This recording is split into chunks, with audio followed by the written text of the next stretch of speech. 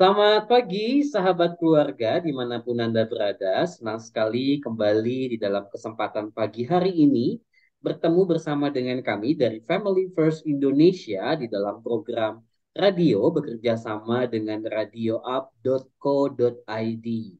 Dan seperti biasa, hari ini kita akan membahas beberapa topik. Secara khusus hari ini kita akan membahas satu topik dalam rangka Hari Kesehatan Jiwa Sedunia yang datang di tanggal 10 Oktober tahun 2022. Dan topik kita hari ini adalah pasangan, vitamin, obat, atau racun bagi kesehatan mental.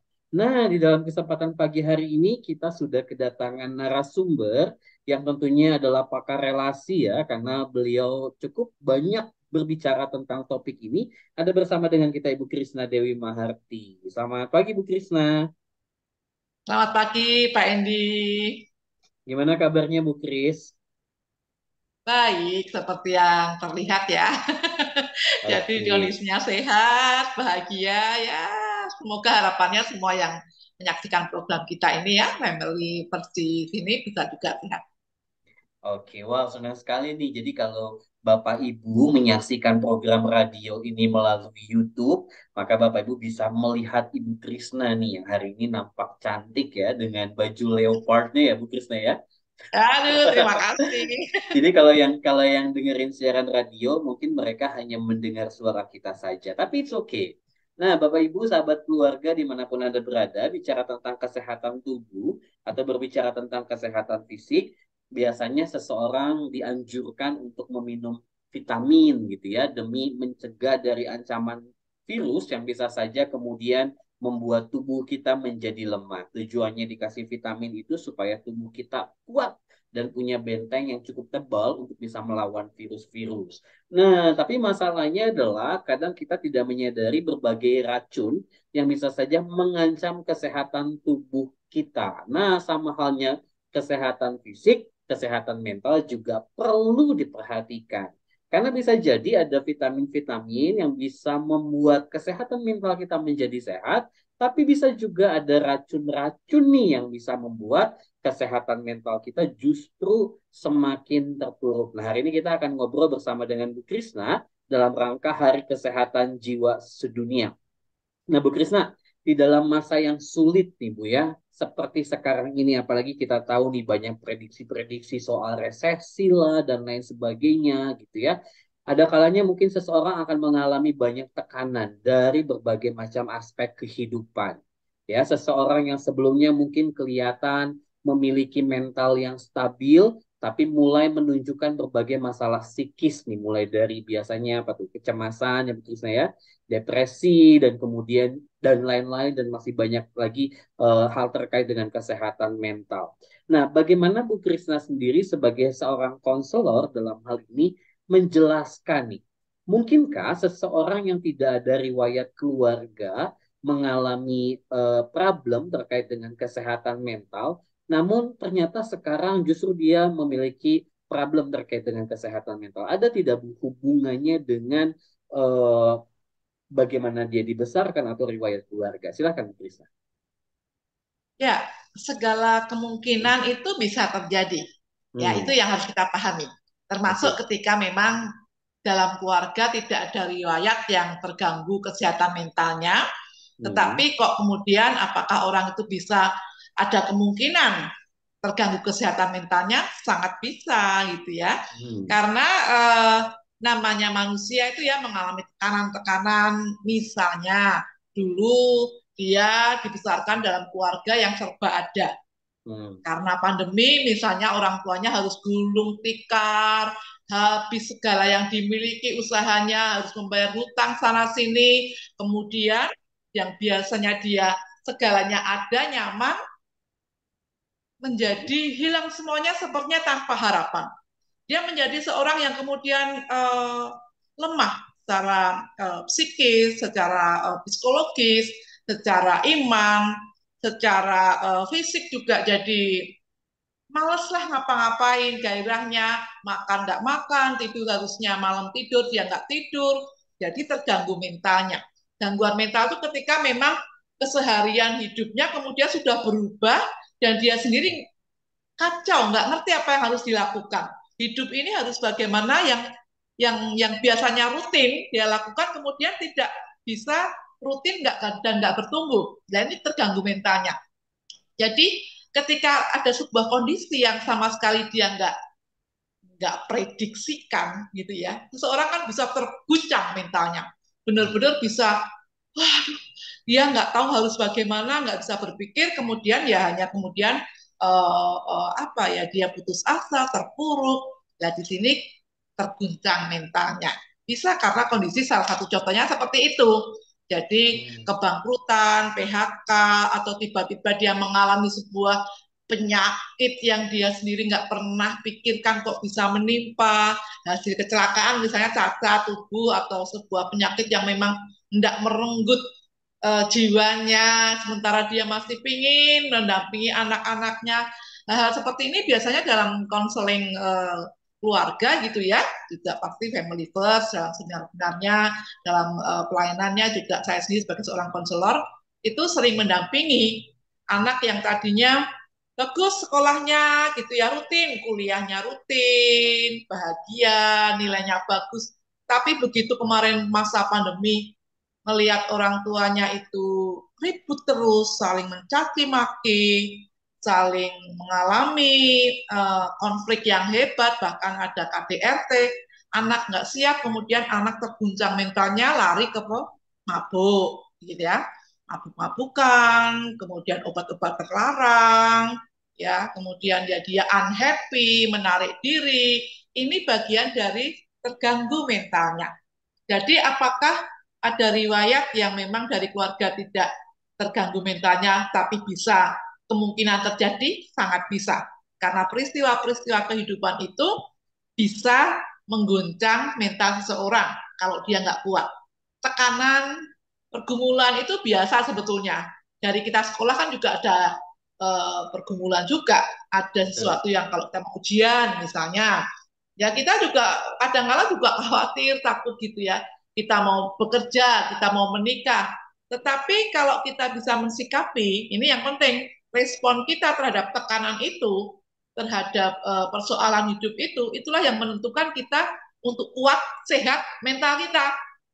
Kalau kita Hmm. menyadari bahwa persoalan hidup itu ada banyak positifnya juga, membuat kita sabar, membuat kita bergantung ke Tuhan, banyak doa, kemudian kita mungkin juga ambil diri untuk puasa, misalnya ya, menahan diri kita, berpikir jernih, gitu ya.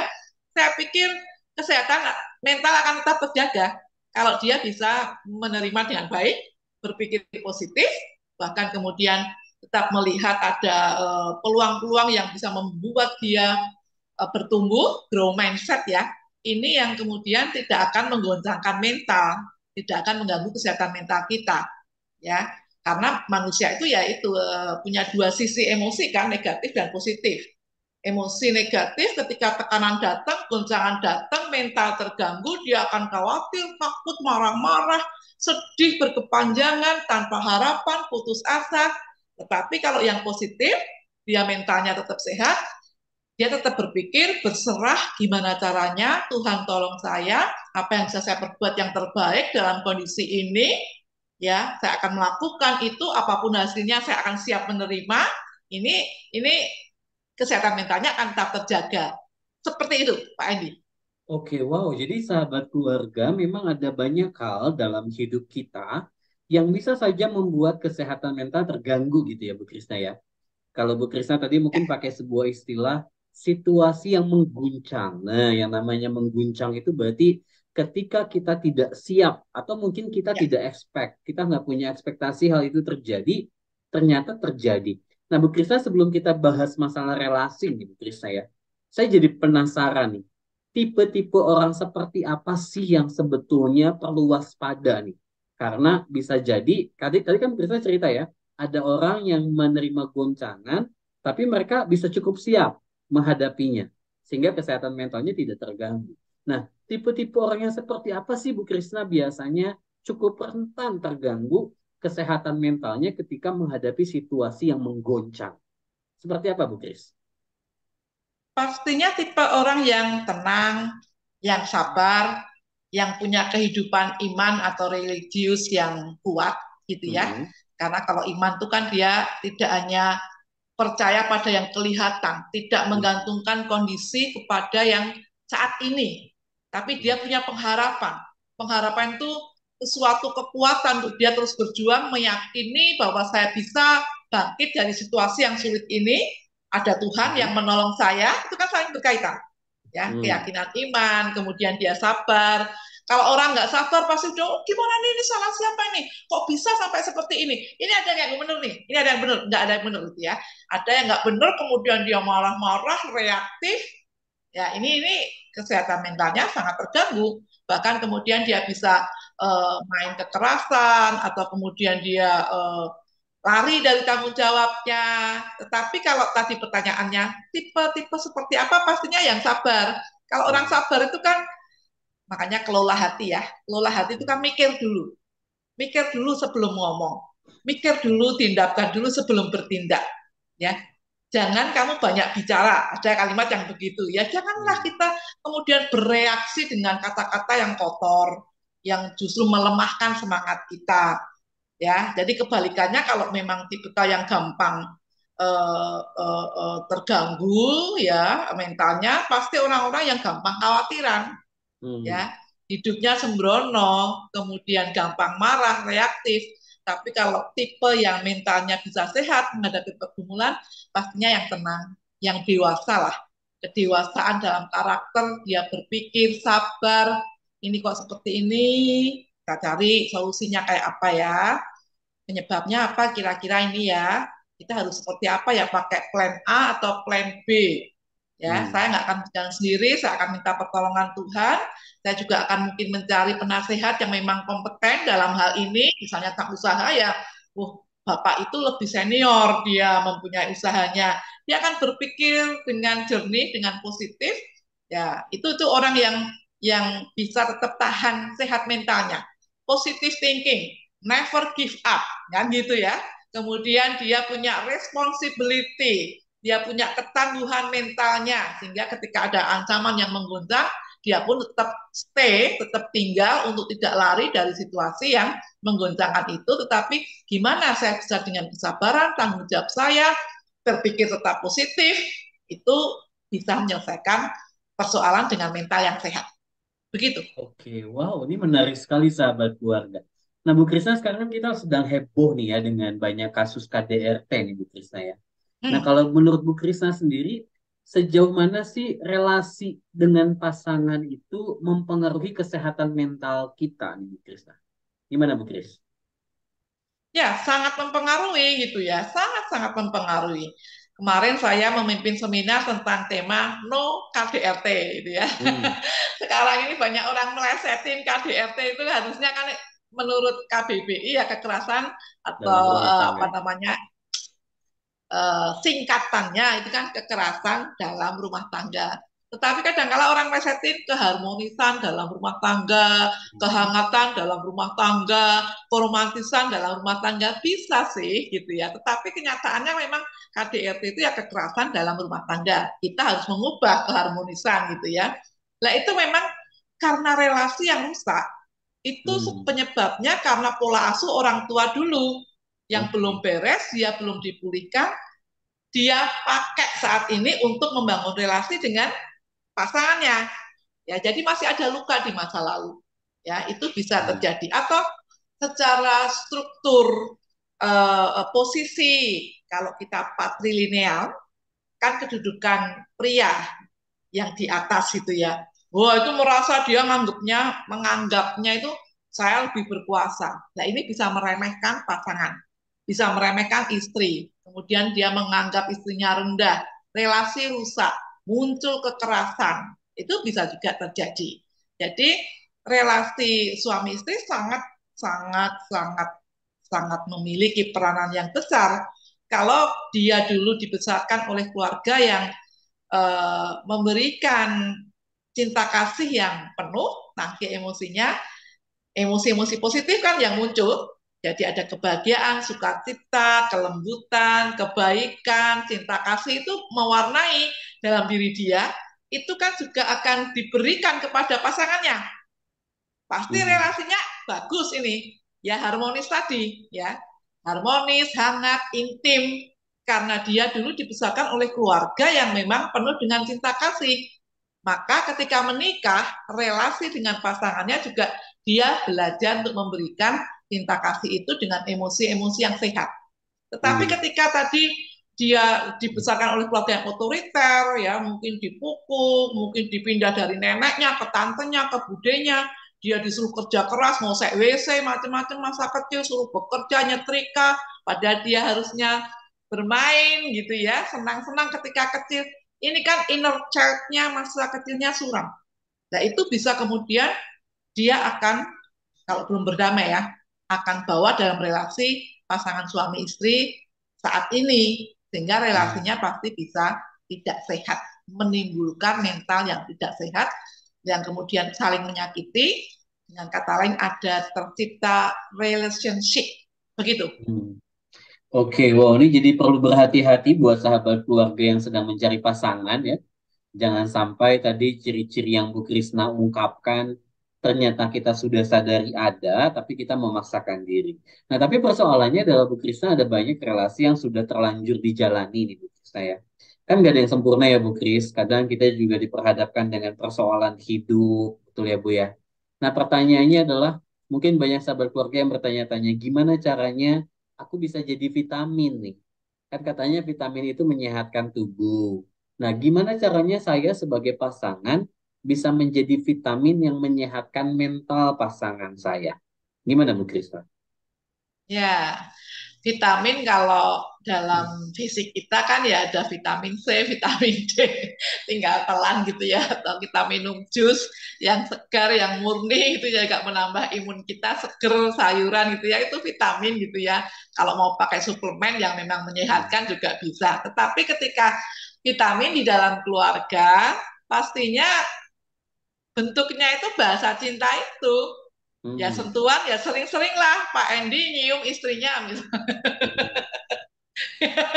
Sering-sering lah Pak Edi memeluk istri. Waduh, ya pasti seneng lah. Itu vitamin membuat kemudian dia kreatif, bling-bling, bersinar gitu ya. Kemarin saya mimpin seminar yang memang gereja itu sudah ya kurang lebih 3-4 tahun ya kami tidak berjumpa karena pandemi sehingga kemarin baru onset ada yang mengatakan, wah Bu Krisna sekarang kok tambah cantik gitu ya. Saya langsung bling-bling ya, senang sekali saya mengatakan, ini loh yang di samping saya, artinya suami saya yang mendampingi saya.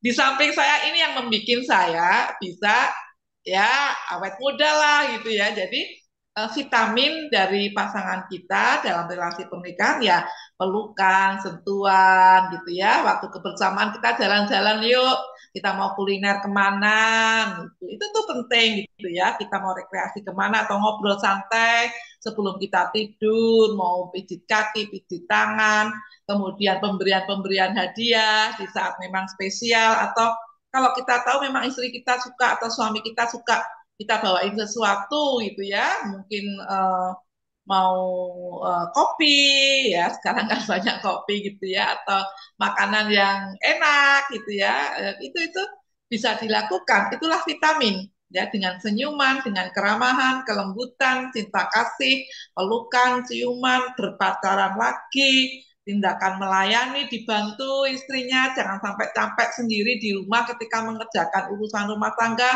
sedang masak sini yang perkakas masaknya aku yang cuciin Hmm. misalnya gitu, itu juga bisa. Kami punya pembantu itu datang jam setengah 6. Misalnya saya masak jam 5 karena anak mau berangkat, katakanlah jam 7 bekerja, ya suami juga ikut terlibat ya nyalain lampu, nyalain apa namanya mencoba mengkondisikan dapur itu bersih ya supaya saya nyaman masaknya. Kemudian mau bantu apa mah? Saya misalnya tolong dong itu diirisin ini karena waktunya mepet misalnya. Dia pun akan lakukan itu. Itu tindakan melayani itu kebersamaan-kebersamaan kecil itu menjadi vitamin. Saya merasa Hmm. dicintai ketika dia terlibat di dalam kehidupan saya sebagai seorang ibu, sebagai seorang istri, ketika ke pasar juga dia selalu siap mendampingi. Kalau suami saya seringkali, ini tas pasarnya, ayo ke pasar. Belum mau ke pasar udah disodorin tas untuk ke pasar gitu ya, karena dia juga suka kalau ke pasar bisa beli ini, beli itu, makanan kesukaan dia, dan saya senang gitu ya. Ini simpel-simpel saja contoh untuk kita membangun sebuah relasi yang penuh vitamin di dalam keluarga supaya mental kita tetap sehat ya. Tentu saja juga doa itu penting sekali. Itu obat yang manjur juga gitu. Oke, wow, ini menarik sekali nih ya, sahabat keluarga ya. Jadi, kalau berbicara masalah vitamin tuh seperti ini ya, Bu, upaya preventif, pencegahan gitu kan ya. Kita Ya, minum vitamin C supaya badan kita sehat, kita minum vitamin D supaya tulang kita kuat gitu ya, vitamin A supaya matanya bagus, kurang lebih begitulah ya. Nah, tapi persoalannya gimana nih, Bu, kalau seandainya di dalam relasi yang kita bangun, pasangan kita sudah mengalami eh, gangguan kesehatan mental. Misalnya pasangan kita depresi atau mungkin pasangan kita mengalami kecemasan. Apa yang perlu kita lakukan nih sebagai pasangan supaya kita bisa menjadi obat? Kan kalau vitamin kan berarti kondisinya masih cukup oke, dikasih suplemen supaya tambah oke. Nih kondisinya memang butuh diobatin nih, Bu. Apa sih peranan pasangan untuk bisa menjadi obat? Nah, kemudian pertanyaan selanjutnya adalah kalau seandainya kita sama-sama butuh obat, gitu, gimana tuh Bu situasinya? Gimana Bu Krisna berdasarkan pengalaman konseling mungkin atau apa silakan. Bu. ya, kalau kita sakit fisik kan ke dokter, ke rumah sakit. Hmm. Tetapi kalau mental kita, relasi kita yang rusak dan dua-duanya memang sedang nggak sehat mentalnya, ya memang harus ke konselor gitu ya. Nggak bisa kita hanya membiarkan ataupun dengan cara-cara kita sendiri pasti saling menyakitkan. Ya carilah ahlinya untuk konseling pernikahan. Ya, itu dulu yang angka pertama pasti harus cari konselor. Ya, Hmm. bukan penasihat keluarga, tapi saya sedang merasakan ini loh Bu, saya merasa nggak berguna, saya merasa dikhianati, saya merasa Hmm. nggak dihargai, itu kan dia akan diungkapkan, kemudian akan dibimbing kenapa bisa seperti itu.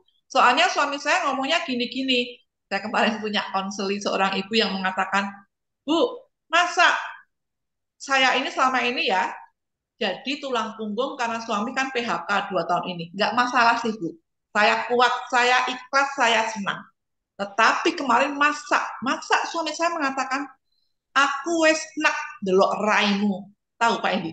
Saya Baik. udah muak lihat muka kamu. Saya udah pengen muntah lihat muka kamu. Gitu ya. Wah, ini nggak terima istri ini. Wah, Hmm. saya langsung dalam hati, hmm, saya langsung semprot lagi. Aku luweh enak delok raimu. Saya lebih muak. Hmm. Saya lebih muak 2 tahun bekerja keras, kamu nggak menghargai saya, kamu mencela terus, kamu yang harusnya menciptakan rumah ini tentram, karena di rumah bisa bantu-bantu, kamu saenak dewe, hahi dengan temenmu, pergi sana kadang kala nggak pamit gitu ya. Kemudian rumah juga berantakan. Nah saya pagi-pagi bekerja, kamu di rumah kan bisa untuk udah dikasih tahu berkali-kali dia merasa tidak mau untuk melakukan itu, gitu ya. Dia keberatan. Nah ini yang kemudian cekcok. Dua-duanya sakit karena saling menyerang gitu ya. Dua-duanya sakit sampai ketika menumpahkan air, istri ini teriak-teriak sambil ketawa ngakak. Wah kan kamu menghancurkan keluarga kita sendiri, anak jadi korban, kamu cuma ongkang-ongkang kaki, istrinya ketawa sambil menangis sangat terganggu. Suaminya juga cuek aja. Wes kowe meh ngoceh karepmu, artinya gitu ya, saling ini dua-duanya sakit. Untung ibu ini kemudian sadar ke konselor, artinya ke saya gitu ya, untuk curhat macam-macam. Jadi sampah-sampah emosi yang busuk itu keluar pada tempat yang tepat sehingga sekarang ya bersyukur dia bisa lebih apa ya sehat di dalam bekerja, lebih bisa mengendalikan diri di dalam keluarganya, memberikan kebebasan suaminya mau apa, nggak banyak menyuruh gitu ya. Inilah sebetulnya dokter, tanda kutip dokter dalam keluarga. Pergi ke konselor, kita sendiri mau lihat introspeksi diri kita, karena lawan kita kan juga sedang sakit. Sembuhkan dulu diri kita ini untuk lebih sabar, banyak doa, introspeksi diri, tutup mulut kalau nggak penting untuk ngomong atau nggak usah terlalu banyak nuntut, coba kurangi deh. untuk pasangan kita berubah, kita sendiri kan lebih dulu harus berubah. Nah, itu terapi-terapi untuk kita berikan supaya lebih sehat dengan obat ya dia harus bahagia dengan dirinya. Caranya kami mengarahkan untuk punya hobi. Hobinya apa? Itu kembangkan lebih banyak saat ini. Ya, Ya. kemudian cari komunitas yang membangun teman-teman yang memang berpikirnya positif, memberikan masukan yang positif, ya, jangan selalu terpuruk hanya kepada pasangan yang sedang sakit. Kita sudah mulai sakit mau sembuh, masa mau uh, sakit lagi, walaupun itu pasti juga fluktuatif sih. Tapi minimal kita punya komunitas yang membangun, kita punya hobi, kita punya pengharapan, itulah obat di dalam menghadapi situasi di mana dia butuh vitamin, butuh obat, dan dua-duanya juga sedang terganggu mentalnya, butuh dokter. Begitu. Oke, wah ini menarik sekali nih. Saya mencoba untuk elaborasi ya Bu Krisna ya. Mungkin Ya, ini banyak sahabat keluarga juga penasaran. Kira-kira ciri-cirinya seperti apa sih sebuah relasi itu sedang bermasalah dalam pengertian masing-masing pihak tuh butuh obat karena kesehatan mentalnya terganggu. Kira-kira bentuk relasinya itu akan seperti apa sih? Tadi kan Bu Krisna kasih contoh eh, saling mengungkapkan kalimat kasar gitu ya. Adakah hal-hal lain yang bisa nampak sehingga kita bisa aware nih? Oh ya, saya nih kayaknya sedang bermasalah nih secara mental. Apa Bu Krisna ciri-cirinya? pastinya salah satunya nomor satu adalah karena sensitif. Ya, dia tuh sensitif. Artinya dikit-dikit tersinggung, dikit-dikit tersinggung. Misalnya belum bangun, kayak kamu kok nuntut saya bangun pagi-pagi ngejek ya kalau aku memang pengangguran misalnya. Padahal nggak ada dia itu mau mengomongkan bahwa kamu pengangguran gitu nggak ada. Tetapi ya itu sensitivitasnya meningkat. Itu cirinya pertama. Ya, kemudian ketika sensitif kan dia juga marah-marah yang hal-hal sepele sebetulnya. Marah tuh boleh gitu ya dalam hal besar yang memang ini berdampak luar biasa ketika kita melakukan kesalahan. Kita marah, kemudian kita ya mau memaafkan untuk membangun lebih baik lagi. Tetapi kalau marahnya sering, kemudian menjadi habit, setiap hari itu marah, marah kan boleh misalnya sebulan sekali, 2 kali, oke lah, wajar, tersinggung juga, oke lah. Ini cepet banget loh. Ini kondisinya kalau orang yang memang mentalnya nggak sehat itu ya sensitivitasnya itu sensitif baper, bukan sensitif untuk melayani atau sensitif untuk bisa melakukan pekerjaan, bukan gitu ya. Tetapi baperan, ya tersinggungan. Kemudian marah-marah yang tidak jelas. Marah kan harus jelas. Orang pulang kerja baik-baik kok kemudian dia cemberut banting pintu padahal cuma terlambat 5 menit 10 menit. Ya, misalnya itu kan nggak lucu gitu ya. Misalnya kemudian kita buru-buru berangkat kerja, kita udah siapin bubur misalnya. Kemudian dia teriak, emang bayi kasih bubur gitu lah. Lah padahal ya yang terbaik ya saat itu istri itu menyiapkannya. Tapi kan ada aja yang serba salah, dikit-dikit dikomentari, dikit-dikit dicela. Ini tipe-tipe mental yang tidak sehat, nggak bisa bersyukur, ansosial, atau kebalikannya suka ngomong yang gede-gede di luar kayak orang top, padahal nol. Di rumah tangga dia nggak memberikan apa-apa. Gayanya kalau dengan teman-temannya itu, wah udah kayak bosi. Padahal ke istrinya, ini minta duit. Tapi gayanya di luar kayak bosi. Istri jadi sapi perahan. Nah ini juga nggak sehat ini, ya menutupi keberadaan dirinya yang sesungguhnya. Dia nggak jujur, dia nggak apa adanya. Dia selalu ingin tampil yang terbaik, padahal hutang sana, hutang sini itu juga mental yang tidak sehat. Ya, melakukan yang terbaik itu yang terbagus. Jadi orang itu harus melakukan yang terbaik, bukan menjadi yang terbaik. Kalau menjadi yang terbaik selalu ada ambisi, ada apa ya sikap yang selalu nggak pernah puas, ya dengan melakukan hal-hal yang sepertinya lazim gitu ya, menghalalkan segala cara lah, itulah intinya. Nah ini tipe-tipe orang yang mentalnya tidak sehat sehingga kita aware, tersinggungan, baperan, kemudian dia dikit-dikit marah menjadi habit kemarahan itu, kemudian dia juga bisa sombong di luar padahal nol di dalam keluarga, bisa ansosial juga murung gitu ya, gampang sekali menyalahkan keadaan dan menyalahkan orang-orang di sekitar. Begitu. Oke, wow, memang jadi serba salah ketika relasi itu di dalamnya sudah ada gangguan terkait dengan kesehatan mental ya Bu Krisna ya. Dibikinin bubur, ngomel, kelembekan ya Bu ya. Dibikinin nasi katanya nggak kreatif gitu ya Bu Krisna ya. Nanti dibikinin lontong dikira mau nimpuk Bu ya. Jadi serba salah tuh. Kalau kalau Itu memang dia. udah kesehatan mental terganggu tuh semua jadi persoalan tuh sahabat keluarga ya. Nah Bu Krisna, kira-kira apa sih racun yang bisa membuat hal itu terjadi sih biasanya? Kan tidak mungkin tiba-tiba baru membangun pernikahan beberapa waktu langsung kesehatan mental terganggu gitu ya Bu, ngomongin relasi nih Bu ya. Pasti kan ada Hmm. racun-racunnya tuh Bu yang kadang perlu diwaspadai oleh kita dan pasangan kita. Karena bisa jadi tanpa sadar itu akhirnya merusak. Racun-racun apa saja Bu yang perlu diwaspadai Bu? Ya, dalam bukunya James Dobson gitu ya, tokoh family, eh, Focus on the Family di Amerika, sebuah bukunya saya baca, ketika mau menikah, pilihlah orang yang sehat mentalnya. Sehat mentalnya itu ya dia punya cinta, tanggung jawab, sabar, komunikasi baik gitu kan. Nah, yang racun ini, yang tidak sehat itu adalah ketika dia pembohong. Nomor satu itu, dia pembohong. Ya, pembohong itu nanti kan bentuknya macam-macam, bisa memanipulasi pasangannya, bisa juga tidak setia, ya. Ada wanita idaman lain atau pria idaman lain, itu racun. Kemudian cemburuan, nggak bisa trust. Kalau sehat mental itu trust, mendukung, gitu ya, memberi kepercayaan.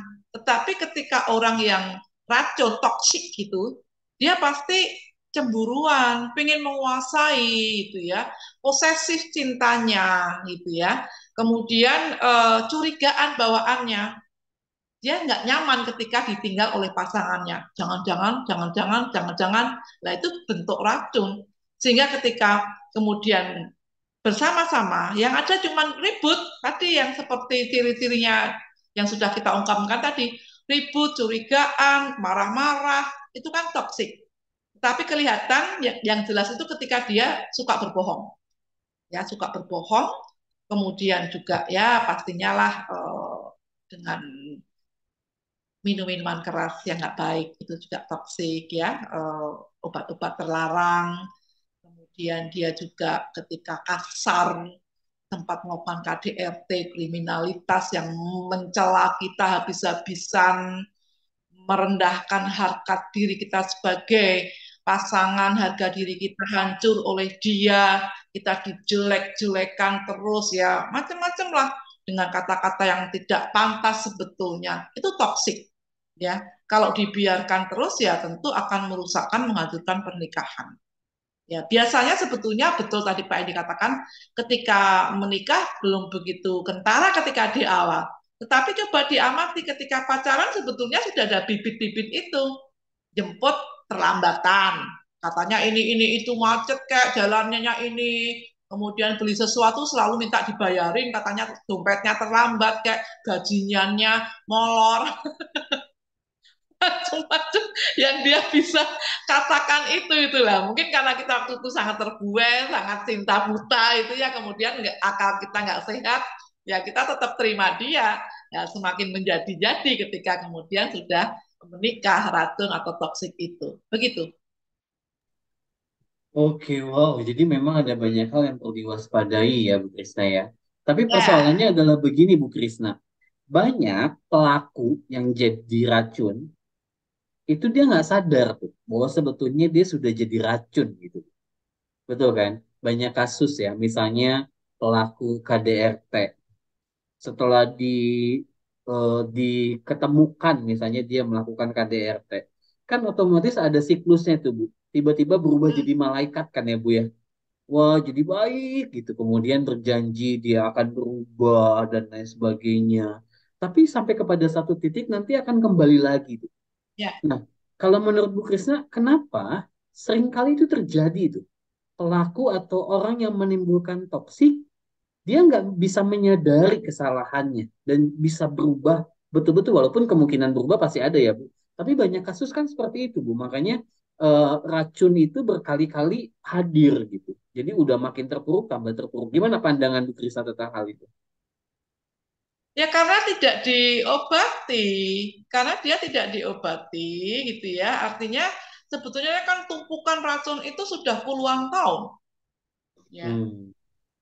Makanya kadangkala ada dititipkan ke orang tua angkat, ke neneknya, itu rasa tertolak itu sudah ada. Dia Hmm. tidak dibesarkan oleh orang tua yang sungguh-sungguh mengasihi dengan gender atau dengan memang jati diri yang sesungguhnya. Saat dia butuh sesuatu, orang tuanya nggak ada, misalnya dia mau tanya sesuatu yang penting dalam dirinya, dia jadinya apa ya, hidup ini gamang. Gamang itu jalan aja nggak jejak, melangkah itu nggak pasti. Dan itu dibiarkan terus, terus menerus. Dia sendiri nggak pernah nyaman dengan dirinya. Dia benci kenapa dia harus dikasarin atau mungkin dititip-titipin ke bulenya, pindah ke kota lain, pindah sekolah, ya baru senang-senangnya dengan temennya, kemudian harus pindah lagi, dititipin lagi ke orang lain yang tidak memberikan kasih sayang, yang cuma mencela, dan dia saat itu nggak bisa berbuat apa-apa. Dan sakit luka itu dipendam bertahun-tahun, terjadilah KDRT itu, terjadilah pelecehan, terjadilah penyimpangan seksual, terjadilah untuk kemudian memanipulasi. Dia nggak pernah diajak untuk konseling. Dia nggak pernah ditanya masa kecil apa yang paling menyakitkan yang saat ini kamu masih ingat. Dia cerita, saya nangis tuh waktu kecil digeret keluar dengan kondisi telanjang waktu 3 tahun, 4 tahun dikunci di pintu, itu ada yang terjadi seperti itu. Ya, saya nggak bisa lupa saat itu saya digeret ke jalan raya, ditunjukin ke pengemis, ditinggal di situ kalau nggak belajar pintar kamu jadi pengemis kayak gini. Ada itu juga saya tangani. Nah, ini kan sekarang ini baru menjadi masalah yang keluar semua. Ternyata ketika ditanya itu satu persatu sekian tahun yang lalu, puluhan tahun tidak dibereskan. Sehingga menjadi relasi yang sangat buruk dalam pernikahan. Dia nggak sadar, orang dia nggak pernah dibuang sampahnya, ya dia nggak pernah berekonsiliasi, dia nggak ngerti caranya bagaimana menyembuhkan. Makanya kadang-kala begitu sudah nampar istrinya, kenapa saya lakukan itu, nangis. Saya nggak pengen, tetapi terulang lagi, terulang lagi. Oh, ternyata dulu sama bapaknya diperlakukan seperti itu. Ternyata dari dulu dia suka dipukulin ayahnya, salah sedikit dipukulin, ya. Dan dia pun melihat bahwa ibunya sering dipukul bapaknya. Dia pikir pola itu biasalah seperti itu. Mereka juga mengalami bertahun-tahun keluarga saya pun memperlakukan seperti itu. Kemudian dia sedih, minta maaf, sedih, minta maaf. Istrinya bawa ke konselor, dibukakanlah itu, ya, sehingga dia bisa menyadari dan minta maaf, dan prosesnya harus dibantu terus oleh istrinya. Kalau yang sudah kalap ya pasti harus ke psikiater, ada obat penenang untuk saraf-sarafnya, ya. Ini juga harus dipahami karena gangguan-gangguan seperti itu tingkatannya kan beda-beda Pak Endi. Masih ada yang dangkal, sedang, tapi yang sudah juga akut gitu ya. Ini yang akut ini tentu harus sudah ditangani psikiater, seorang dokter yang mengambil juga spesialis untuk psikologis ya, kejiwaan orang. Begitu. Oke, jadi memang sahabat keluarga banyak pelaku yang jadi racun itu. Dulunya pun mereka adalah korban gitu ya Bu Krisna ya. Dan Ya, tidak korban. diobati, akhirnya mereka kemudian menjadi pelaku. Nah Bu Krisna sebetulnya sesuatu yang paling mengerikan dari sebuah relasi yang toksik atau mungkin relasi yang beracun yang membuat kesehatan mental terganggu adalah ketika sudah punya buah hati nih, Bu, di tengah-tengah keluarga. Anak kan bisa melihat ya Bu Krisna ya. Misalnya papa mamahnya penuh dengan KDRT, relasi yang nggak sehat secara mental gitu. Nah, apa pendapat Bu Krisna? Sejauh mana sih sebetulnya ketika pasangan tidak berusaha mencari pertolongan terhadap perkembangan buah hati mereka dari situasi? Silakan Bu Krisna. Ya, pastinya kan kita paham ya, anak itu selalu melihat. apa yang orang tua kerjakan, lakukan, dan juga mendengar apa yang orang tua ucapkan. Kalau sehari-hari yang dilihat adalah sikap yang kasar, yang tidak menghormati, yang sinis, ya nggak ada senyuman, kata-katanya juga selalu merendahkan, teriak-teriak, ya bahkan kemudian nggak menghargai. Bahkan saya menangani kasus seorang anak mahasiswa gitu ya, yang ketika pandemi ini banyak mendapati orang tuanya berlaku kasar. Ya, ayahnya punya wanita idaman lain, kemudian ibunya seringkali menangis tengah malam gitu ya. Tetapi di depan anak-anak ibunya ini belajar baik, seolah-olah nggak ada apa-apa. Tapi anak kan melihat dan mendengar. Kemudian anak ini lari ke minuman keras. Ya, dampaknya ini tadi ke anak tadi luar biasa Pak Endi gitu ya. Kemudian dia mabuk, ditemukan oleh ibunya mamanya ini di pojok kolam renang rumahnya yang gelap. Kemudian ditanya, kenapa kamu menangis seperti itu? Kamu minuman-minuman baunya nggak enak. Dia mengatakan, saya benci ke mami. Mami itu orang yang munafik. Di depan kita anak-anak selalu tersenyum. Padahal mami kan ditempeleng papi loh. Nangis malam-malam terseduh-seduh. Papi juga punya wanita idaman lain. Mami teriak-teriak. Memang kami di kamar atas. Seolah-olah nggak dengar mami. Ini ibunya cerita. Ternyata anaknya terluka seperti itu. Menceritakan betapa marahnya dengan sikap mami yang munafik. Seolah-olah kami itu nggak tahu membohongi anak-anaknya gitu loh. Dan juga melihat papanya begitu kasar, tidak dekat dengan anak-anaknya, ada papa, tetapi sepertinya nggak ada fungsinya. Oke. Buat apa punya papa seperti itu? Kalau mau bahagia, udah mami cerai aja, kita pisah dari papi. Ini pikiran seorang anak yang tentu dangkal ya. Jadi ibunya juga kemudian konseling ke kami. Jadi dampaknya seperti itu Pak Endi. Sampai anaknya yang tadinya baik, nurut, happy, teman banyak, menjadi pemurung. Menjadi seorang yang minuman kerasnya selalu diteguk gitu ya, minum minuman keras. Menjadi orang yang melihat maminya yang tadinya penuh cinta, dia sekarang kayaknya sebelah mata yang sulit tersenyum. Papinya memang nggak pernah dekat. Nah ini kehilangan figur ayah, kemudian menyaksikan orang tua yang selalu berkonflik, bertoksik itu, dampaknya ke anak dalam studinya, dalam pergaulannya, dalam jiwa yang damai, bahagia itu sudah terenggut oleh karena sikap orang tuanya. Buah hati terganggu. Oke, wow. Jadi Bapak Ibu yang sedang dalam kondisi yang tidak terlalu kondusif di dalam relasi, perhatikanlah bahwa dampaknya akan panjang nih ya buat anak-anak kita. Kalau katanya kita bisa mewariskan maksimum marriage, berarti kita juga bisa mewariskan relasi yang hancur tuh kepada anak-anak kita ya, karena mereka tidak belajar sesuatu. Nah, Bu Krisna boleh dong kasih tips-tips nih Bu Krisna buat sahabat keluarga yang mungkin saat ini sedang bergumul dengan relasi yang bisa saja membuat kesehatan mental mereka terganggu. Apa sih step by stepnya, langkah-langkah kecil ya kadang kadang kan kesulitan yang dihadapi oleh mereka adalah dalam situasi terpuruk tuh mereka bingung. Memulainya itu dari mana, betul ya, Bu Krisna ya? Kalau kita nasehatin mereka untuk pergi ke konselor misalnya, oke satu hal. Tapi langkah kecil awalnya tuh harus apa gitu. Silakan Bu Krisna boleh kasih tips-tips.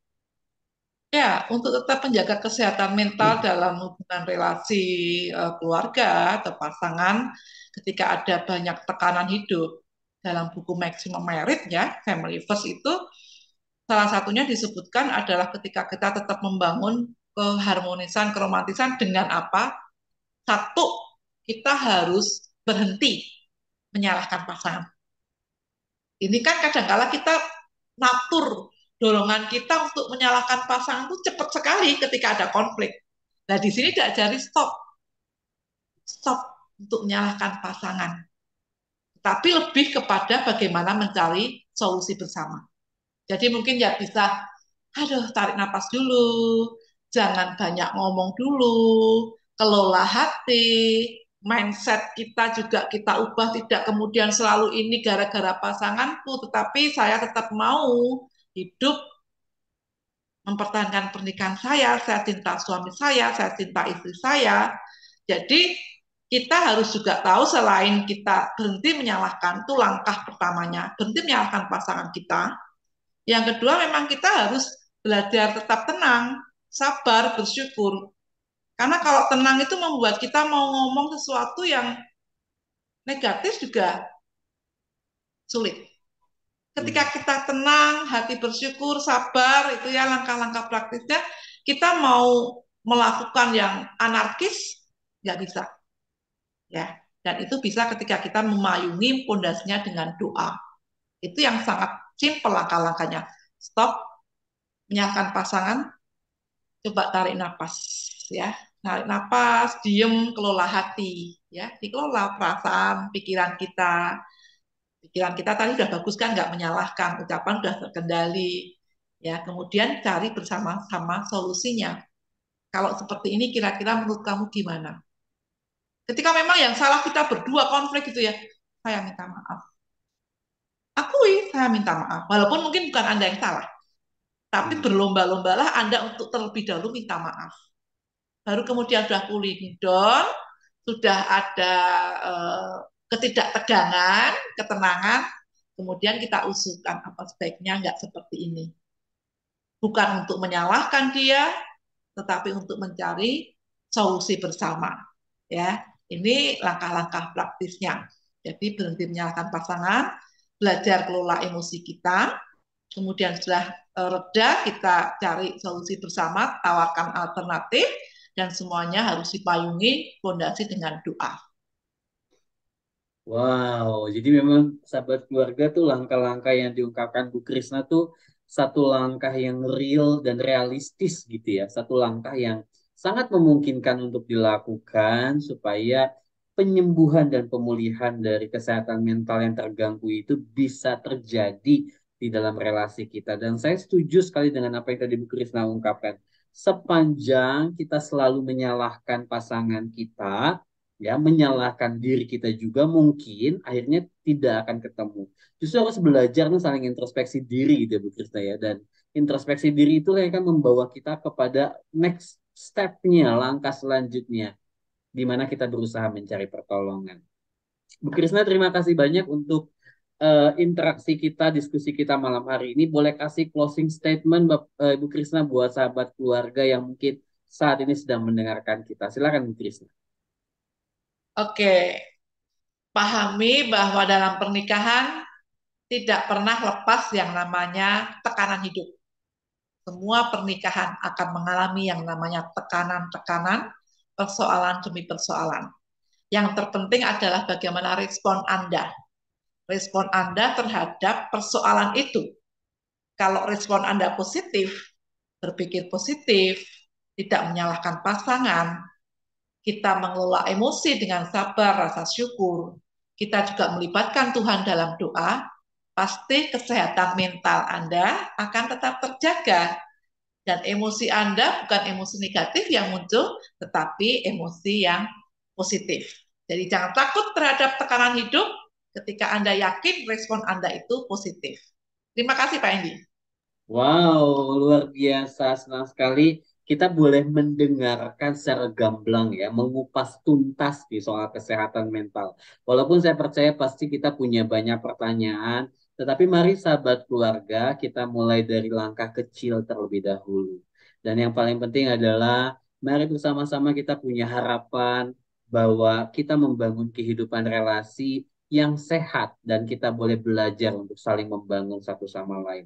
Sekali lagi terima kasih Bu Krisna dan juga sahabat keluarga yang sudah dengan setia mendengarkan program radio ini. Harapan kami lewat apa yang dibagikan, sahabat keluarga boleh mulai membangun kehidupan keluarga yang di dalamnya dipenuhi dengan vitamin, bahkan mungkin ada obat ya, sehingga keluarga yang kita bangun adalah keluarga dengan kesehatan mental yang baik. Akhirnya saya, Endi Darmawan, bersama dengan Ibu Krisna Dewi Maharti, kami mengucapkan terima kasih dan sampai berjumpa kembali di acara-acara selanjutnya kerjasama antara Family First Indonesia bersama dengan radioup.co.id. Selamat pagi semuanya, sampai jumpa.